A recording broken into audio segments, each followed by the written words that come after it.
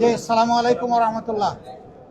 সাংবাদিক বন্ধুগণ, আজকে নবগঠিত এই জাতীয় সংসদের তৃতীয় কার্য দিবস ছিল। এর আগে 12 এবং 15 তারিখ আমরা বসেছিলাম, আর এবার এসে আমরা বসলাম আজকের এই দিনে। আপনারা জানেন যে 15 তারিখ আমরা যখন বের হয়ে যাই তখন আপনাদের কাছে আমরা বলেছিলাম জুলাই সনদ, সংস্কার প্রস্তাব এবং গণভোট এইটা নিয়ে সরকার উপেক্ষার নীতি অবলম্বন করছে। আমরা 70% মানুষের গণভোটকে আমরা অস্বীকার করতে পারি না, অগ্রাহ্য করতে পারি না। নির্বাচনের আগে জনগণের কাছে আমরা কথা দিয়েছি, জনগণকে আহ্বান জানিয়েছি, জনগণ সাড়া দিয়েছে। আমরা সেই দিন পয়েন্ট অফ অর্ডারের বিষয়টা উত্থাপন করলে মাননীয় স্পিকার বলেছিলেন যথারীতি নোটিশ সার্ভ করার জন্য।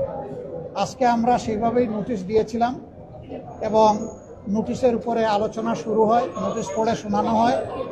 তারপরে অনেক বাধা এসেছে, আপনারা হয়তো দেখেছেন, স্বাভাবিকভাবে না দেখার কথা না, দফায় দফায় বাধা এসেছে।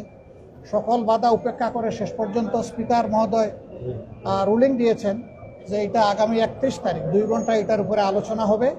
এরপরে আলোচনায় কি হয় আমরা দেখব ইনশাল্লাহ। তবে আমরা আশা করব যে এখানে সরকারি দল তারা আমাদেরকে সহযোগিতা করবেন। আমরা সকলেই অঙ্গীকারবদ্ধ ছিলাম যে অর্ডারে জাতীয় সংসদের নির্বাচন হয়েছে সেই একই অর্ডারে গণভোটও অনুষ্ঠিত হয়েছে। একটা জায়েজ আর একটা না জায়েজ এটা হতে পারে না।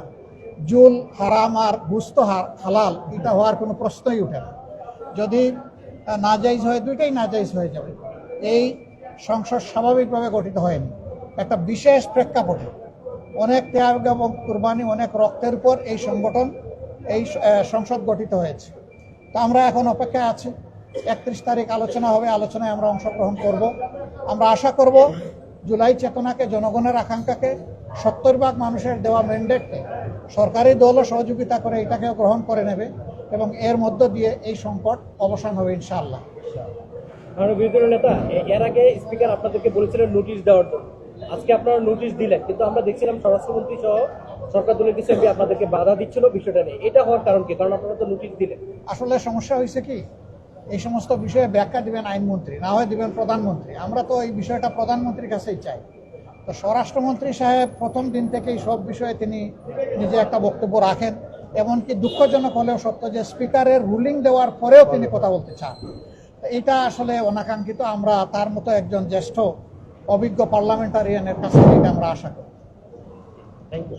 Thank you. আপনাদের সবাইকে ধন্যবাদ। আসসালামু আলাইকুম।